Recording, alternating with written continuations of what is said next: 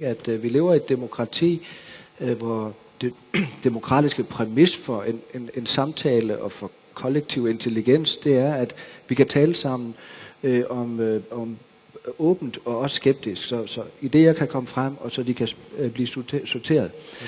Og der har vi en vigtig politisk ledelsesmæssig rollemodel der i at have politiske debatter faktisk, også fagpolitiske debatter, hvor man, når man debatterer med hinanden, klart signalerer, at grunden til, at vi har demokrati, det er, at vi er forskellige. Ikke? Så man ikke per automatik som journalister tit får det til at blive til, taler nedsættende om en, der har en anden holdning til en selv.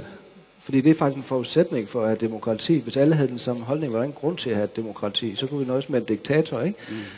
Men vi er forskellige. Så jeg tænker på den rollemodelfunktion, og jeg ved godt, det er let at sige, nu skal I bare være gode ved hinanden og være evalueringskultur, rollemodeller i byrådet osv., fordi der foregår meget andet. Men det er vigtigt. Og det er også vigtigt, tænker jeg, at forstå, hvordan administrative strukturer, som danner rammen om det liv, vi ser i sådan en seance her, og det vi snakker om, næsten altid er usynlige, når det går godt. Jeg har selv lavet en del forskning, hvor jeg snakker med lærere og pædagoger om, hvad giver energi i arbejdet. Og så siger de en masse ting, og det er næsten altid indhold. Det er mødet med børnene, det er mødet med hinanden, det er det der projekt, der lykkes, det er det der nye, vi har udviklet, det og så videre. Indhold.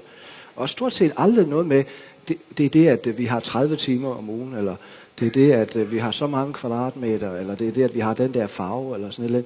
Det er indhold. Og det er først, når vi spørger til, hvad er det så, der bremser dig? Hvad er det, der dræner dig for energi? At rammerne kommer på banen.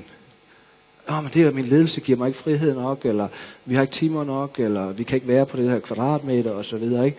Så problemet selvfølgelig ledelsesmæssigt, det er, at du bliver først synlig leder, når det går galt.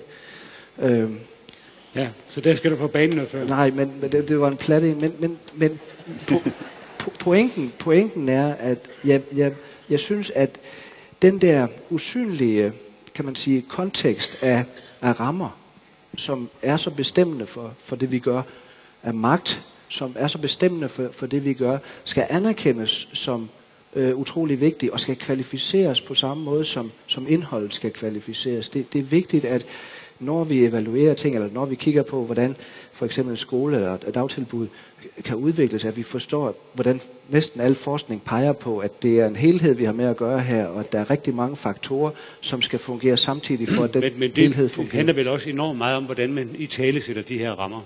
Fordi man kan jo godt som udgangspunkt se rammer som en klar begrænsning for, at man kan udfolde sig rent fagligt. Helt sikkert. Men man kan også se det som en begrænsning, der muliggør noget, der ellers ikke ville kunne have sket. Helt sikkert. Og der er den dobbelthed, hvis man sådan tænker psykologisk på det, at alle levende organismer er aktive, og de er selvorganiserende. Og det vil sige, at frihed er simpelthen noget, vi kæmper for altid. Og hver gang vi bliver spærret inde, så spjætter vi. Ligesom rotter og mus og kaniner. Og så hvis man bliver spærret inde og oplever, at min frihed bliver begrænset, så forsøger man instinktivt at komme ud. Og hvis man holder op med det, så har man faktisk givet op. Så har man accepteret den der passiviserende, selvdestruktive offerrolle. Men når det er sagt, så lever vi alle sammen under tvingende omstændigheder også. Med naturlove og med behov, der skal dækkes, og trafiklovgivning, der skal overholdes, fordi ellers så får du modgående trafik i hovedet. Og heldigvis er det sådan. Og det står ikke i modsætning til det gode liv. Tværtimod så åbner den der forudsigelighed i strukturerne, og de der tvingende omstændigheder, som bare ved er på den måde, de åbner jo for en masse tryghed og en masse forudsigelighed, som man kan agere på baggrund.